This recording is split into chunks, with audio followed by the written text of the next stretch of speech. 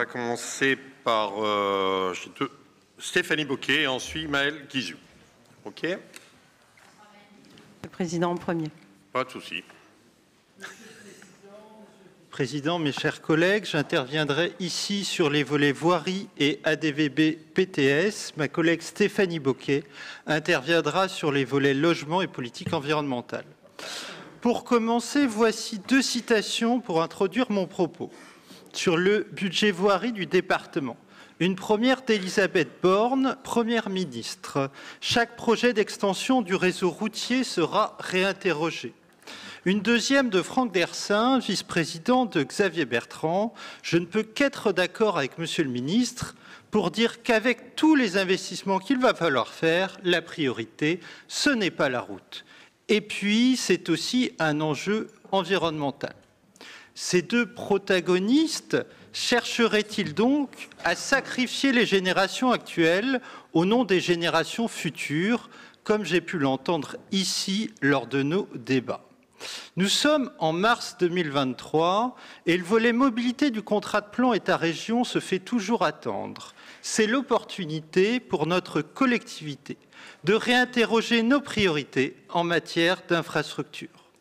Gouverner, c'est choisir. Prioriser aujourd'hui l'investissement dans de nouveaux aménagements routiers, c'est choisir de ne pas prioriser la rénovation des collèges ou la sécurisation des voies cyclables.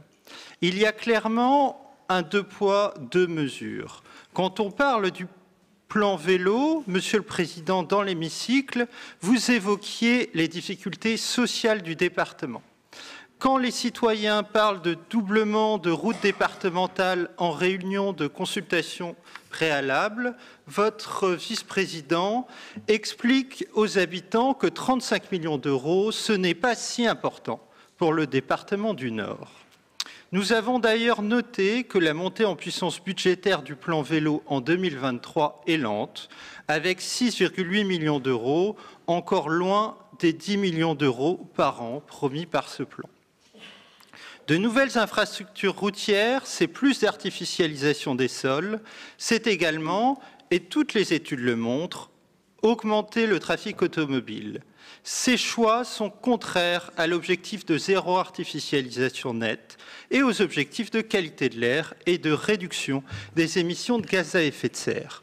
Vous pourrez d'ailleurs voir que le rapport du GIEC qui est rendu aujourd'hui est particulièrement inquiétant sur la situation globale et ses conséquences. Au congrès de la Fédération des usagers de la bicyclette, Jean-Luc Chenu, président du département d'Ille-et-Vilaine, affirmait « Pendant longtemps, on avait un réflexe, un problème, un contournement. Maintenant, on observe toutes les alternatives possibles. » À la lecture du budget voirie et de ce que l'on devine de votre programme pluriannuel d'investissement, cette recherche d'alternatives n'est pas encore d'actualité dans le Nord. Vous l'avez bien compris, il y a un désaccord de fond qui n'est pas nouveau sur cette politique qui, en soi, justifie pour nous de voter contre votre budget.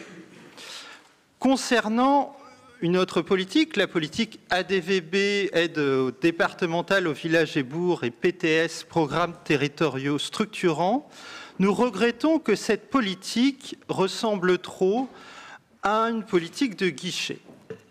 À Péronne-en-Mélantois, lundi dernier, vous assumiez, Monsieur le Président, cet aspect en pointant que le département est là pour les communes. Soit. Mais le département pourrait aussi avoir un rôle d'impulsion. Un renforcement du bonus Nord durable serait en soi une avancée, même si nous pensons qu'il faut conditionner les subventions départementales à certains critères de résilience. Un renforcement du dispositif INOR et du CAUE pourrait aider les communes à avancer dans cette dynamique. Bien sûr, il ne s'agit pas pour nous de mettre fin à cette politique de soutien au territoire, mais de la rendre plus efficace et plus juste. Le département d'Ille-et-Vilaine, encore lui, désolé, choisit de mettre en œuvre des contrats départementaux de territoire avec les intercommunalités. Celles-ci sont un acteur clé qui nous semble trop souvent oublié de nos programmes. Elles permettent pourtant d'avancer vers des projets d'intérêt intercommunaux. Cette contractualisation permet d'allouer à chaque intercommunalité un budget différencié selon la situation, le budget par habitant variant de 1 à 5, en l'occurrence en Ille-et-Vilaine, de 34 € par habitant dans la métropole rennaise à 150 € dans d'autres intercommunalités avec des difficultés plus importantes. Une telle politique ferait gagner en lisibilité notre aide au territoire et permettrait un vrai débat sur les politiques de péréquation du département. À l'heure actuelle, les données d'ADVB et PTS rendent peu lisible cette péréquation qui, je l'imagine bien, est en partie à l'œuvre. Je vous remercie.